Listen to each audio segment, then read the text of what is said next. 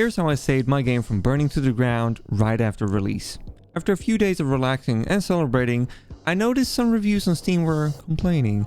I was riding high at 92% positive reviews, and Sunday morning, during the first weekend, I was down at 87%. I started to see a pattern, and apparently, some players felt the movement was too slow and you could glitch through walls if you really wanted to. Glitching out? I buy that. Of course it should be fixed, but the movement speed, I don't think people brought it up during demos back in the day or anything like that. At least not what I remember. And personally, at the time, I didn't feel like PaperKlay needed to be any faster.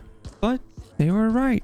With that said, there used to be a sprint button, so bringing that back wasn't too much work, and increasing the general speed was scary, but I did some tests where I thought there could be a risk of breaking the flow before pushing that patch. The following 2 days also had big patches where I fixed issues of glitching through walls and some camera stuff.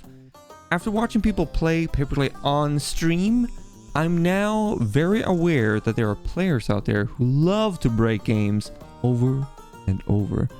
But after those 3 days of important patches, things started to feel good again. The impossible happened. A negative review was turned into a positive one, and another negative review disappeared. If you happen to see this, thank you. I appreciate that you didn't review and fully move on. During all of this, I got so many messages from parents who played the game with their kids and how their kids wanted to play the chicken game, which to be fair would probably be a better name, but it's too late for that now. If I'm being totally honest, I didn't think the game would have such wide age range in the audience. Someone said their 8-year-old daughter finished the game on her own, and then someone more adult than me with responsibilities said he was glad he could pick up and play a level here and there on his Steam Deck. One thing I almost forgot to mention, there was a reviewer. Not sure if I should mention their name, but if you hear this, you know who you are, thank you. But they reported a bug that would have been awful to have on release. All collectibles have a unique ID, and in the Snow Hub, there were 2 collectibles that had the wrong ID, 1 button and 1 orb. If you play the entire level in one go and grab all of them, you don't notice this.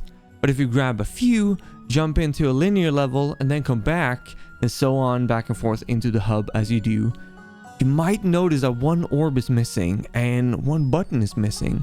It's an easy fix so new players won't have this problem, but the game was available for content creators and journalists at this time. I was terrified, but I basically had an open heart surgery on the game. So there's a section of the code that checks if the button ID is in the orb list and the orb ID is in the button list. I know it doesn't make sense, but if that's the case, then it moves them over and it fixes it. I think I honestly was sweating as I was fixing this bug, but it seems to work. I'm extremely proud of PaperKlay, especially now that things have landed a little bit and I can relax more. I know a lot of people are waiting for the console version, but those that picked it up on Steam seem to really like the game, and I'm grateful for that community, honestly. And the Switch version is coming along very nice, by the way. And for the future PaperKlay, in this case the console version, I wanted to update the key art for the game. You know, the one you see on the store pages? So here's the new version. Personally, I think it's a great fit and suits the tone of the game. I want to be clear that I adored the first artwork, but it was made when the project had been in development for 5 months or so. The tone changed in the next 3 years.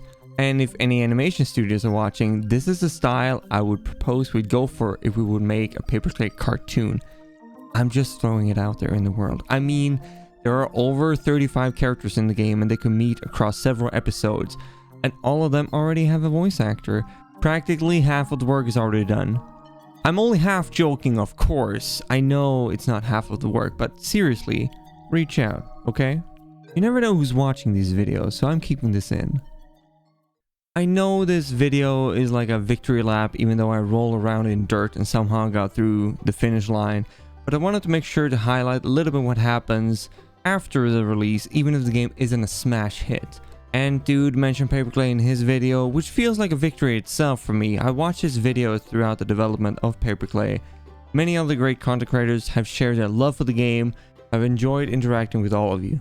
I want to be clear, this is not the end of PaperKlay. If you got kids playing your game and fans of 3D platformers recommending it, I think you got something special. I just need to get better at marketing, I guess.